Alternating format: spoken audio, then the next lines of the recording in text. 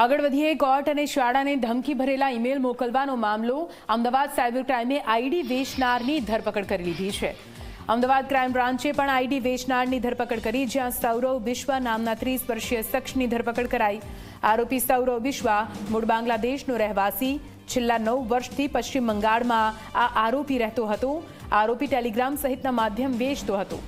આરોપીને એક ઈમેલ પર 150 રૂપિયા મળતા હતા।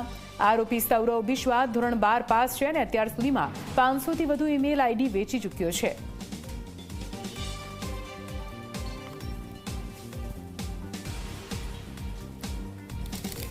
આપ બધા જાણો છો, છેલ્લા 1 વર્ષથી કેટલા બધા સ્કૂલો, એરપોર્ટ, કોર્ટ સંકુલમાં અલગ અલગ મેલ આઈડીથી બોમ્બની ધમકીઓ મળતી હોય છે।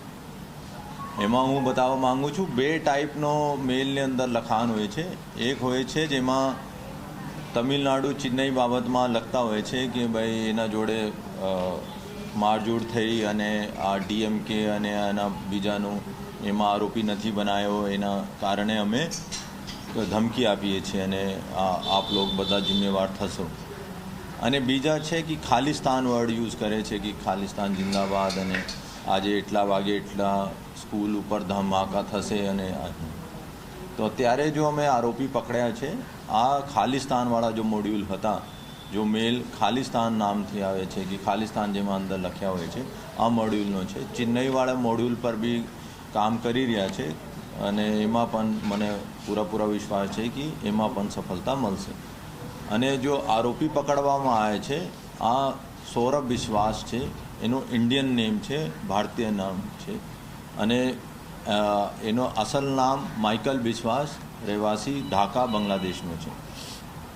એની સગી સિસ્ટર પણ સરિસ્કા વિશ્વાસ છે, આ પણ ત્યાં બાંગ્લાદેશનો રહેવાસી છે। છેલ્લા 5-6 વર્ષથી આ ભારતમાં રહેતો હતો અને અમે એનો ટ્રેક કરીને બાંગ્લાદેશ બોર્ડર પાસે 24 પરગના જિલ્લા છે, ત્યાં એના ઝોન છે, એના નીચે બોનગાંવ જિલ્લા છે, ત્યાંથી અમે એનો પકડવામાં સફળતા મળી હતી અને ત્યાં અમે કોર્ટમાં પ્રોડ્યુસ કરીને ટ્રાન્ઝિટ રિમાન્ડ મેળવ્યા હતા અને અહીંયા અમે 10 દિવસની રિમાન્ડ મેળવી છે।